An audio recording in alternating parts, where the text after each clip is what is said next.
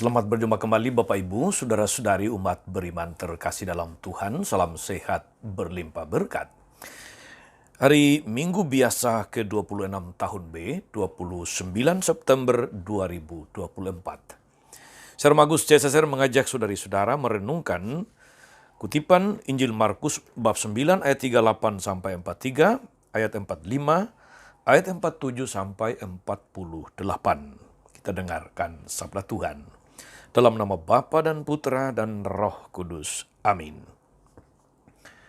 Pada suatu hari, Yohanes berkata kepada Yesus, "Guru, kami melihat seseorang yang bukan pengikut kita mengusir setan dalam namamu. Lalu kami cegah dia karena dia bukan pengikut kita." Tetapi Yesus berkata, "Jangan kamu cegah dia. Sebab tidak seorang pun yang telah mengadakan mujizat dalam namaku dapat seketika itu juga mengubat aku. Siapa saja yang tidak melawan kita, ia ada di pihak kita. Sesungguhnya aku berkata kepadamu, siapa saja yang memberi kamu minum secangkir air oleh karena kamu adalah pengikut Kristus, ia tidak akan kehilangan upahnya.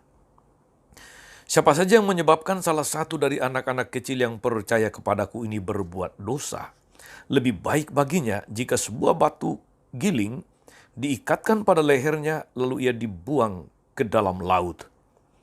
Jika tanganmu menyebabkan engkau berbuat dosa, penggallah. Karena lebih baik engkau masuk ke dalam hidup dengan tangan buntung daripada dengan utuh kedua tanganmu dibuang ke dalam neraka, ke dalam api yang tidak terpadamkan. Jika kakimu menyebabkan engkau berbuat dosa, penggallah. Karena lebih baik engkau masuk ke dalam hidup dengan timpang daripada dengan utuh kedua kakimu dicampakkan ke dalam neraka. Jika matamu menyebabkan engkau berbuat dosa, cungkillah. Karena lebih baik bagimu masuk ke dalam kerajaan Allah dengan bermata satu, daripada dengan bermata dua dicampakkan ke dalam neraka, di mana ulat-ulatnya tidak mati dan api tidak terpadamkan. Demikianlah sabda Tuhan. Bapak, Ibu, Saudara-saudari umat beriman terkasih dalam Tuhan, sekali lagi selamat berhari Minggu. Beberapa tahun yang lalu, ketika saudara-saudari Muslim merayakan Idul Fitri atau Lebaran, saya mendapatkan ucapan selamat Lebaran, minal aidin wal faizin, mohon maaf lahir batin, di nomor WhatsApp saya. Bahkan ada ketua lingkungan yang mengirim ucapan selamat Lebaran. Saya kaget juga kenapa saya dikirimi ucapan itu. Sejak kapan saya masuk dalam golongan bersunat? Itu pikir saya. Tetapi setelah saya renung-renungkan saudari-saudara, apa salahnya untuk menerima ucapan, menerima salam yang maksud dan tujuannya baik? Bukankah memaafkan lahir batin itu sesuatu yang baik? Lalu kemudian saya tergerak untuk juga mengirimkan ucapan yang sama ke beberapa umat. Ada yang kaget, ada yang biasa saja. Yang kaget mengatakan, aku kan bukan Muslim. Aku merayakan Natal dan Paskah, bukan Lebaran.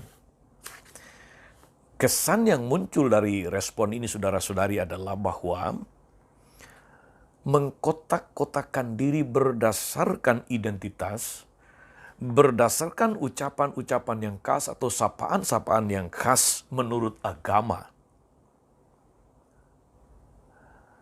Kotak agama dan lain-lain. Saudari dan saudara umat beriman terkasih, kita manusia memang cenderung mengkotak-kotakan diri, mengkotak-kotakan sesama, berdasarkan suku, agama, ras, golongan, daerah asal-usul, dan sebagainya. Tapi juga status sosial, status politik. Kita cenderung mengkotak-kotakkan sesama dalam kelompok kami dan kelompok mereka. dalam kelompok orang kita dan bukan orang kita.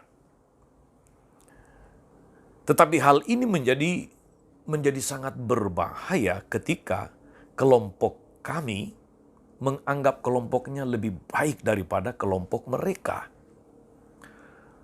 Dalam sejarah saudara-saudari kita ingat bahwa terjadi banyak konflik, terjadi banyak pertentangan, peperangan, perselisihan, terjadi pembantaian atau pembunuhan karena kecenderungan membela kelompok. Ada fanatisme kelompok, ada fanatisme berdasarkan agama, suku, ras, dan sebagainya. Di Indonesia kita ini menjadi sangat jelas ketika kelompok yang satu menindas kelompok yang lain. Ketika yang mayoritas merasa mempunyai status yang lebih daripada kelompok minoritas. Ketika kelompok kami merasa paling benar, paling otentik,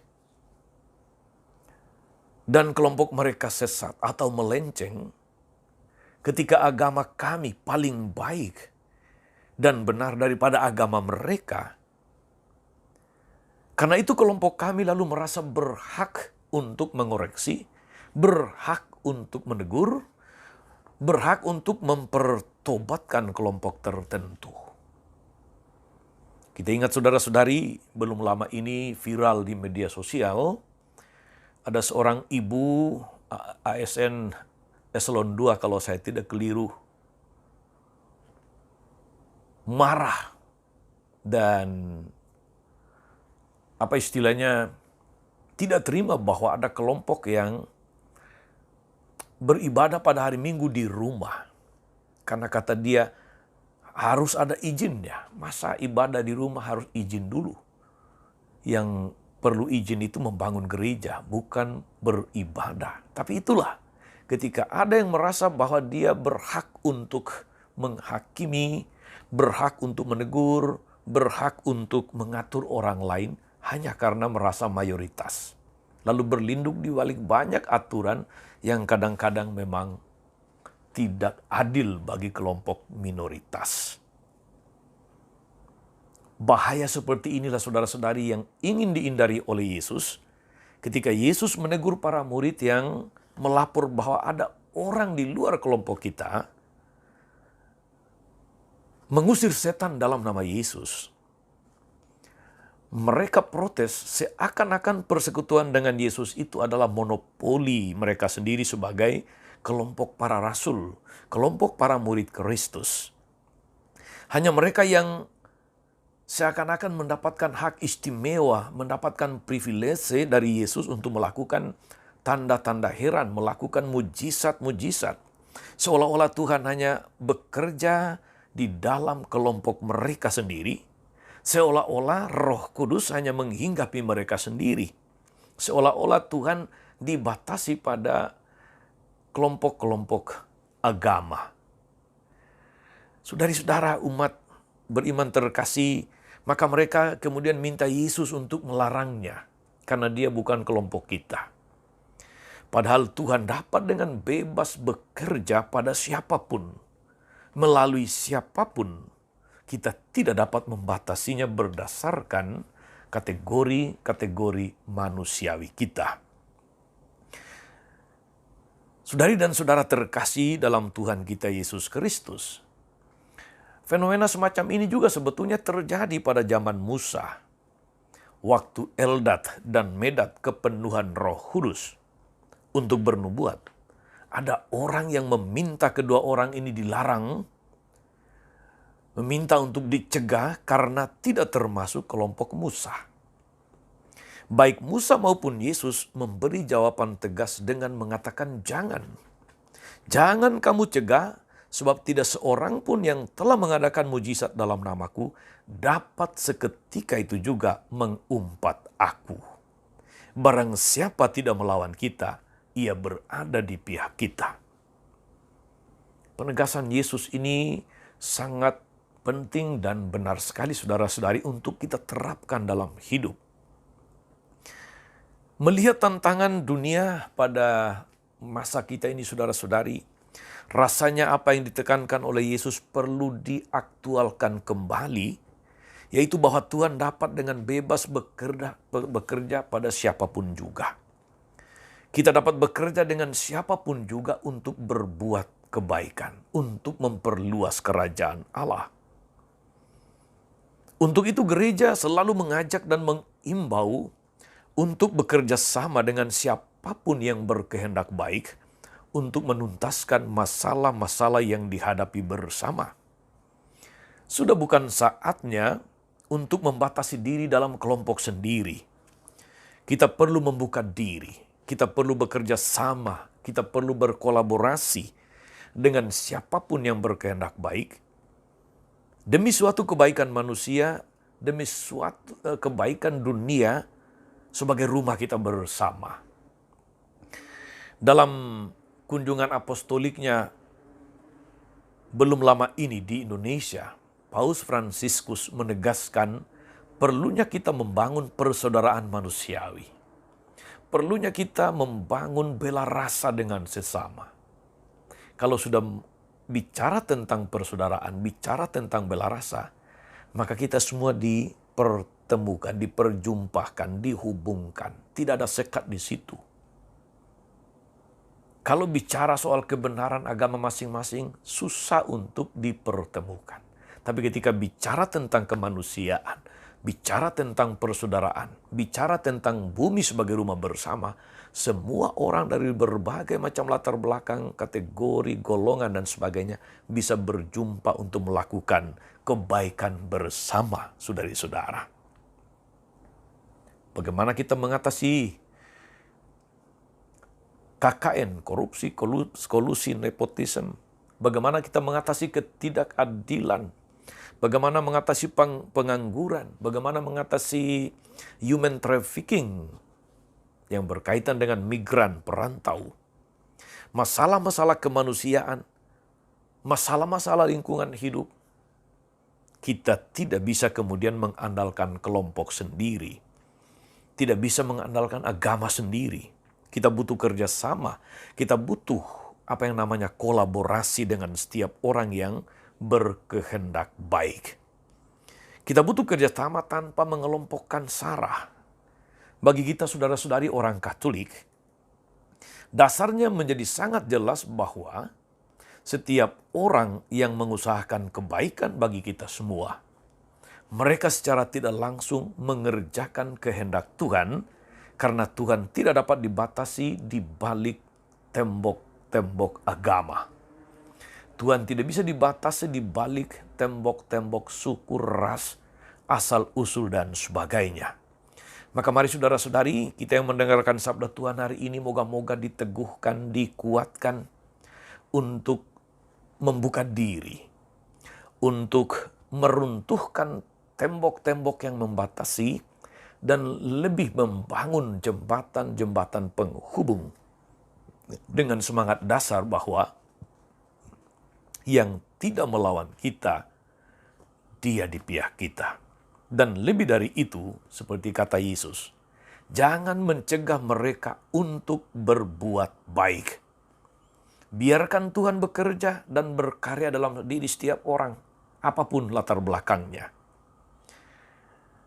Biarkan Tuhan berkarya dalam diri setiap kelompok, karena apapun yang baik, yang suci, yang mempersatukan, pasti berasal dari Tuhan dan sesuai dengan kehendak-Nya. Mari saudara-saudari sekali lagi, mari kita runtuhkan tembok-tembok pemisah dan kita lebih membangun jembatan-jembatan penghubung. Tuhan Yesus memberkati kita semua. Amin. Tuhan Yesus Kristus, kami bersyukur atas firman-Mu yang sungguh meneguhkan kami untuk bekerja sama, berkolaborasi dengan banyak orang dari berbagai macam latar belakang untuk tujuan-tujuan kebaikan. Engkau mengajari kami untuk jangan mencegah orang dari luar kelompok kami melakukan suatu kebaikan atas nama-Mu. Engkau mengajari kami bahwa yang tidak melawan kita ada di pihak kita. Kuatkan kami agar mau membuka diri, agar kami lebih mau membangun jembatan-jembatan penghubung daripada tembok-tembok pemisah. Semoga dengan demikian kami boleh menghuni bumi ini sebagai saudara satu sama lain dan berusaha untuk melakukan kebaikan tidak hanya bagi diri, bagi kelompok kami sendiri, tetapi bagi semua orang dan bumi tempat kami bernaung ini. Terpujilah Tuhan sepanjang segala masa. Amin. Saudari-saudara sekalian, berkat Allah turun atas saudara-saudari. Atas mereka yang kita doakan atau kita janjikan doa mereka yang sakit dan menderita segala rencana, karya dan pelayanan hari ini, Bapa dan Putra dan Roh Kudus. Amin.